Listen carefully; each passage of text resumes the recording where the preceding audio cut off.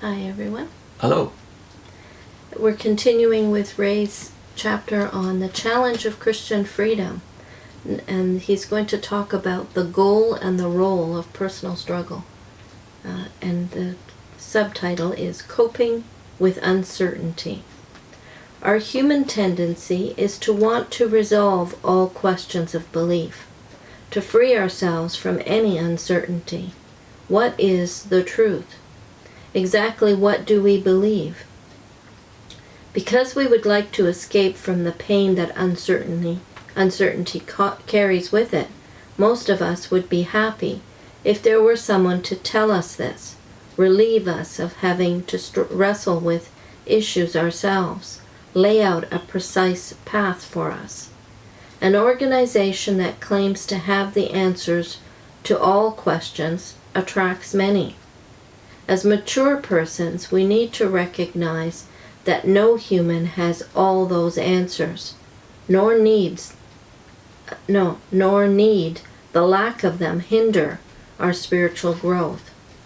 As the author of The Road Less Traveled perceptively states, and that's Scott Peck, he says in his book, quote, "There are many who, by virtue of their passivity, dependency, fear, and laziness, seek to be shown every inch of the way and have it demonstrated to them that each step will be safe and worth their while. This cannot be done, for the journey of spiritual growth requires courage and initiative and independence of thought and action." End of quote. Christianity does represent a journey, one that carries on all through our life. It is unrealistic to think that it can be made completely free from questions or any uncertainty. Yet the goal and the assurance that we're headed toward that goal need never be in doubt. Abraham is called the father of all those sharing a faith like his. That's Romans 4:16 in the New World Translation. When in Mesopotamia he lived among people of long acquaintance in familiar surroundings where life followed a basic pattern, all of which helped minimize questions and uncertainty. But then came God's call to leave his country and people and go to a strange land and live among people previously unknown. From that point forward, Abraham faced many questions and uncertainties, and some of these were not fully answered in his lifetime. Yet what is written of him with regard to the birth of his son Isaac is true of his whole life. No distress made him waver concerning the promise of God, but he grew strong in his faith, and he gave glory to God, being fully convinced that God was able to do what he had promised. That's Romans 4:20-21 in the New Revised Standard Version.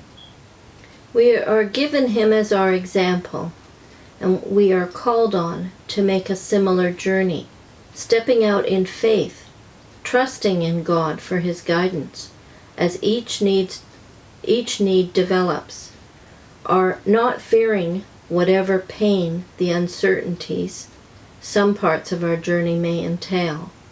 Our human nature might prefer it otherwise, and we can decide to simply settle down, adopt some predecided, prepackaged set of beliefs, and relax from the effort of forward movement.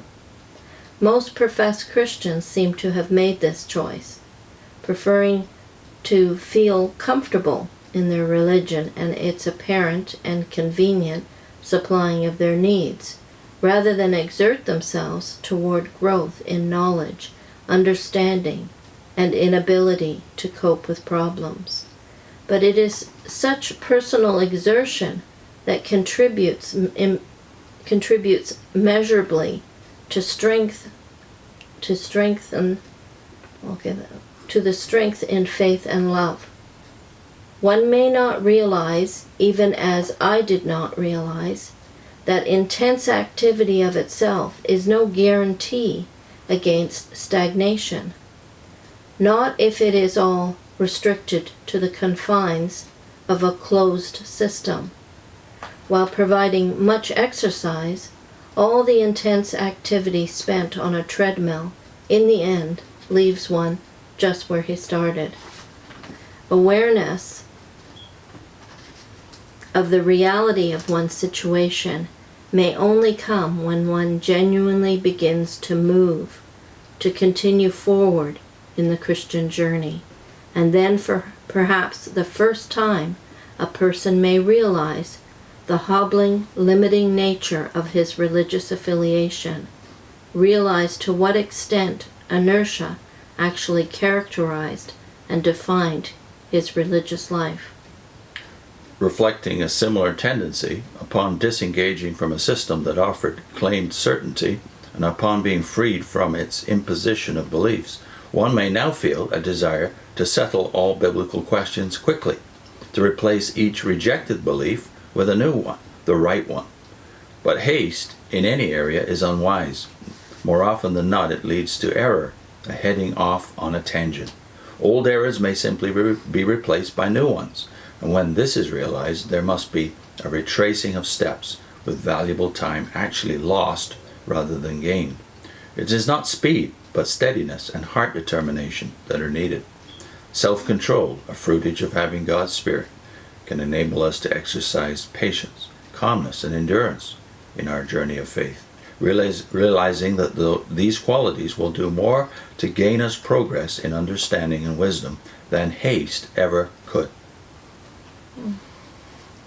So we've got a link on your screen to Eugene Peterson, a video Vivian did on a book that she enjoyed and profited from, where Peterson shows that Christians really only can blossom when they're pruned. So that goes along with the analogy of struggle, which was one text, by the way, that profited me greatly, that I'd never thought much about.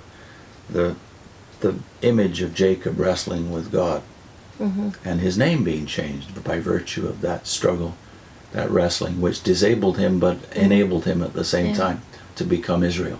Yeah. As a witness, the struggle is taken out of, you're just given everything. Yeah. This is what you believe, this is the teaching, this is what you follow. So you never end up having to wrestle with any issues. The perils of sloth and the fast food diet. The next subhead in Ray's Challenge of Christian Freedom is the false freedom of self-centeredness.